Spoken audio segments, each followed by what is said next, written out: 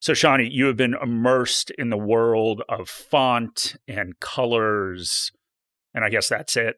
You're trying to pick out the cover for our book that's coming out soon. I'm a bit more picky. You're more picky, plus I'm colorblind, Yes. which makes it challenging for me. But the other exciting thing is we have a release date now. We do, October 6th. Yes, which, that's a public holiday. Oh, well.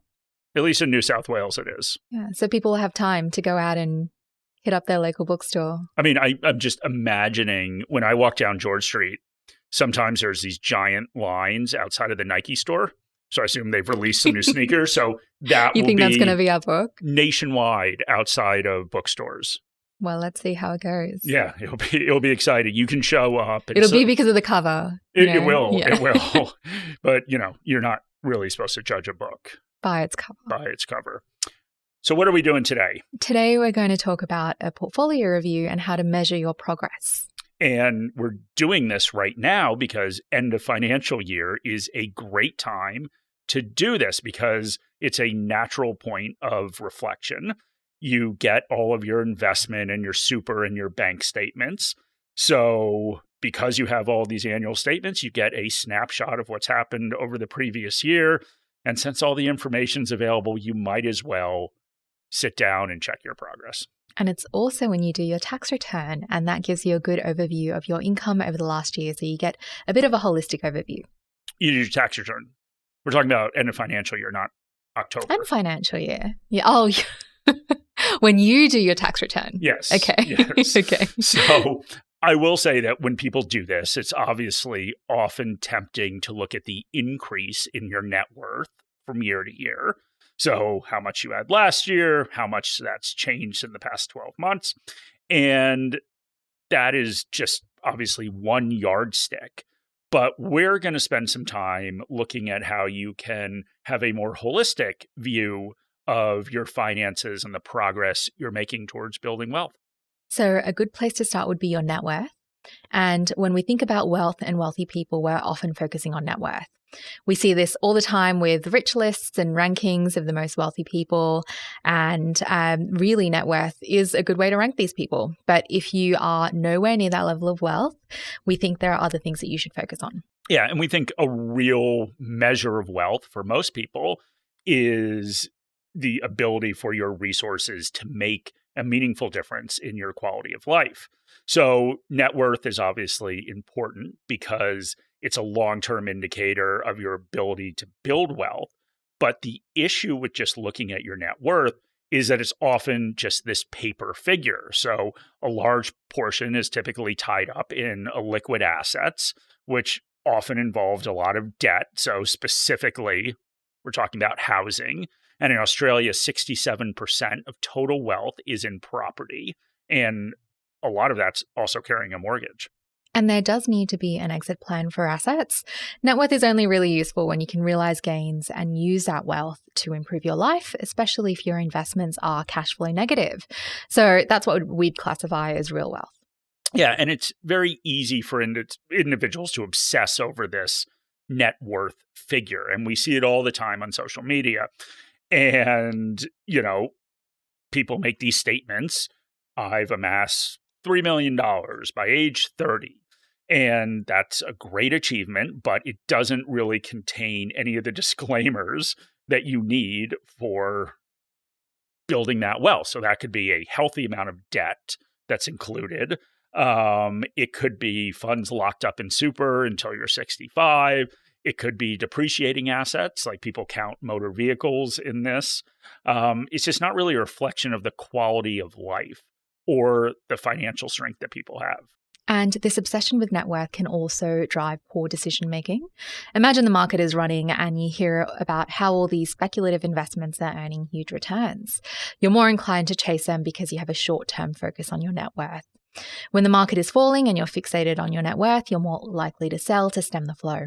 Okay, so we're going to try to come up with a better way, Shani. So we're going to go through some ratios to measure progress towards building wealth and our definition of wealth, where it enables a better life. And ratios, of course, are fine for providing context during a portfolio review, but having a quantified goal for what you're trying to achieve and focusing on a required rate of return, which we talk about a lot on here, and that is the return that you need to achieve your goal. We think that that's a really sensible approach. But it can, of course, help to take a step back and focus on what you are worth on paper and comparing that to what you need to achieve a financial goal. So we'll go into that in a little bit. So let's start with the next indicator. And I know this is one that you love, Shani, and it's what's your savings rate? That's it. So for those earlier in their wealth building journey, savings rates are also really critical. High income earners often focus on how much they earn and not really how much they're keeping. And people do underestimate how powerful a high savings rate is early in life. And it really does compress the timeline to financial independence. So if you're saving 50% of your income, which, is not easy to do, what that basically means is you only need to fund 1 year of lifestyle with 1 year of work. And that's a pretty powerful mindset shift to think about savings in that way. And as Mark said, personally, I do really like to place a large focus on savings rates in my own investment strategy. And I try to focus on what I can control. If I'm contributing $100 a week to my investments and I manage to save an extra $10, that's effectively a 10% return. Managing your savings rates and making sure it's sustainable over the long term can supercharge your wealth creation. Okay, let's move on to the next one. And that is cash flow. So year on year cash flow.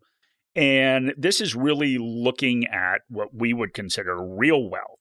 So most of us live on a cash flow basis. So income comes in, expenses go out. And we've done a whole episode on why Mark focuses on cash flow and why it's what he focuses on. A much ridiculed episode by you. It wasn't ridiculed.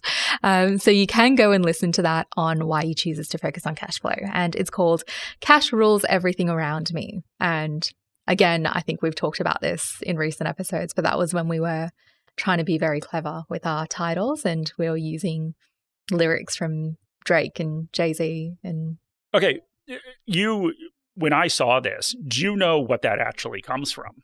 Well, I named the episode and I named it off a sample from a Drake track. And I know it originated somewhere. Wu-Tang. Yeah.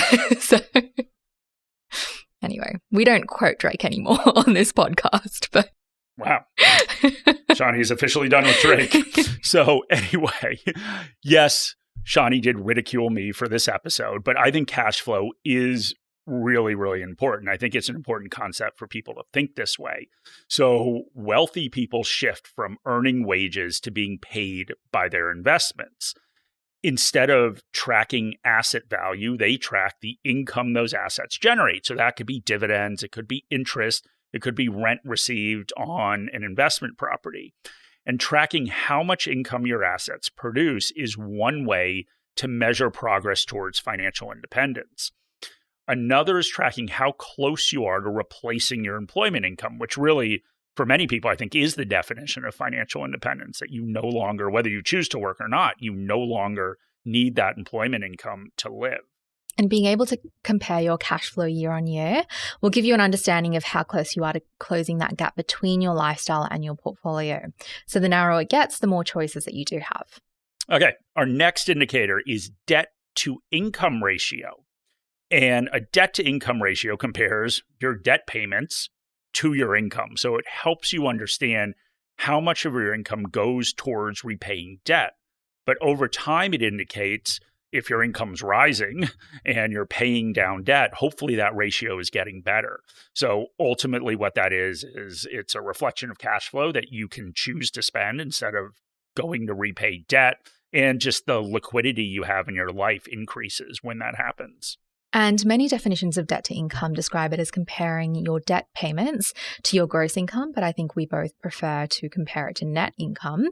Comparing it to gross income is pretty misleading. How is a comparison to your income prior to removing your super, your tax, and student payments to the ATO helpful? And, you really want this comparison to be debt to net income.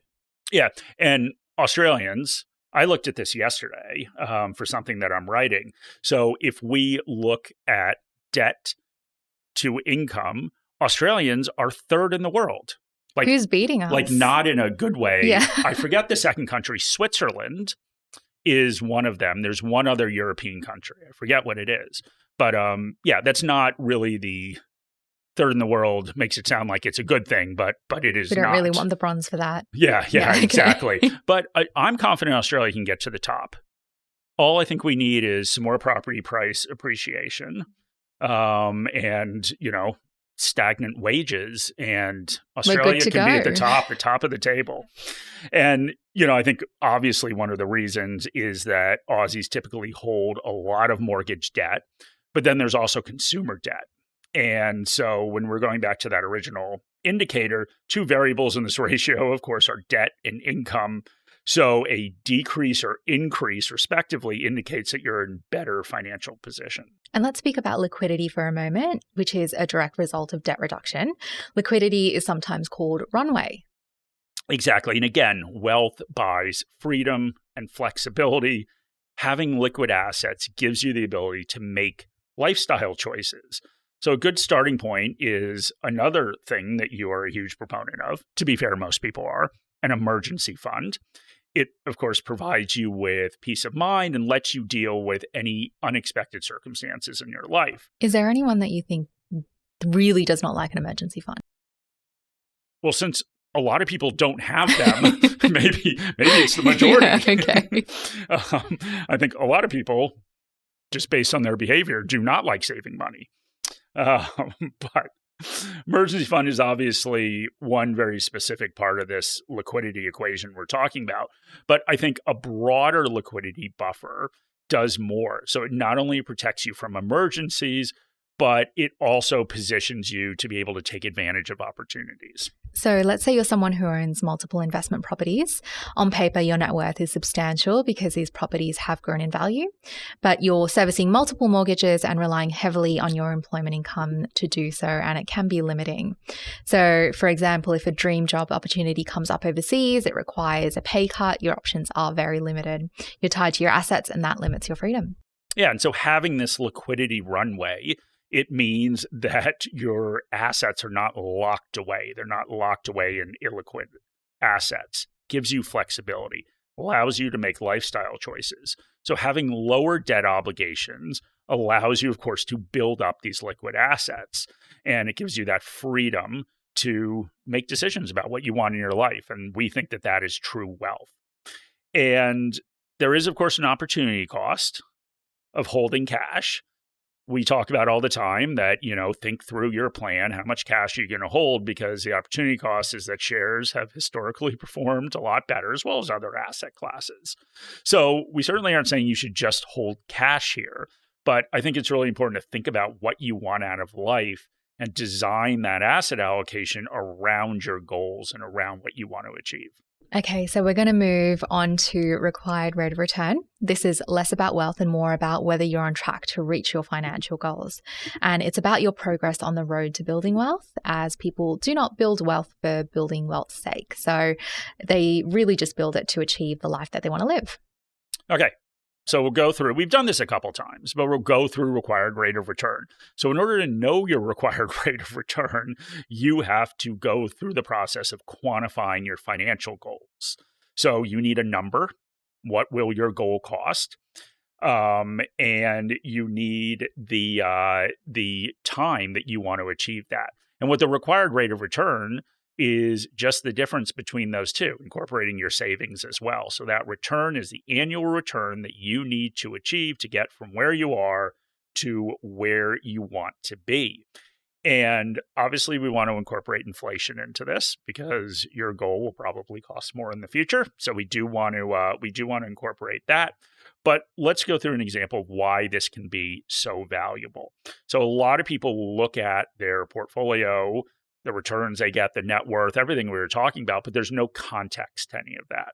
So if you know that you need a 6% annual return to reach your goal, let's say of a house deposit in 5 years, then when you're going through this review, you can look at what your actual return is. So if you saved extra this year, like you were talking about, Shani, trying to control what you can control, then all of a sudden that 5% annual return might have dropped to 6%, might have dropped to 5%. And so that's improved the chances that you're going to reach your goal. So we think that required rate of return is great to add context to investment returns and your overall net worth increasing. And the last thing we'll say here is that context is required for these indicators. As well as the metrics, it's important to understand how these figures impact you. Everyone is different. Some people are risk seekers and don't mind being leveraged to the hilt. Others feel extremely uncomfortable with debt. The unfortunate fact of the matter is that many households in Australia that are looking to build wealth and have taken on a mortgage experience what we would call mortgage stress. It's when more than 30% of pre-tax household income goes towards a mortgage. And the unfortunate part of this is that with the price of housing in Australia, many don't have a choice if they want to own their own home. And this arbitrary metric also does not take into consideration whether you earn a household income of $200,000 or $2 million. You could still be dispensing 30% of your household income, but both scenarios have vastly different outcomes in terms of the potential savings rates, emergency buffers, and debt to income. So part of a portfolio review or reset is reflecting on not just the metrics or ratios, but also what kinds of financial situations cause you stress. And lastly, I think there's one underappreciated indicator of progress, and that's how you feel about your financial situation. For me, the most underappreciated indicator of an improving financial situation is peace of mind. Do you think less about your bills and your obligations? More Australians are experiencing financial stress and anxiety due to challenging market and economic conditions. So it's not one that most people acknowledge, but building financial freedom often means that you are improving your quality of life, and not just the life that you're able to afford, but the mental security it affords you. And when you're looking to build wealth, there's no one indicator that's better than others. The goal should be to reach a place where you have both long-term investments that build your net worth and accessible liquid assets that give you freedom of choice and peace of mind, as Shani said. That's what real wealth looks like. When we look at wealthy people with large asset bases, they are able to do both. So high net worth is naturally required to have a sustainable, recurring passive cash flow. However, high net worth doesn't always translate to a better quality of life or financial freedom if everything's tied up in liquid assets. So those assets must either be sold or disposed of in some way to realize those gains and enjoy those gains to improve your life. And these indicators can be useful to track your progress to financial goals, but it's always important to remember that investing is a means to an end. Ultimately, wealth is about choice and giving yourself options and independence. So it is important to reflect whether your investment strategy and assets are contributing to this.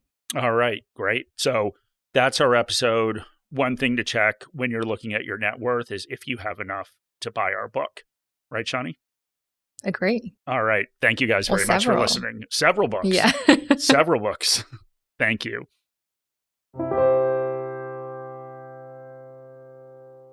This video has been prepared for clients of Morningstar Australasia Proprietary Limited and or New Zealand wholesale clients of Morningstar Research Limited. Any general advice has been provided without reference to your financial objectives, situation or needs. You should consider the advice in light of these matters and any relevant product disclosure statement before making any decision to invest.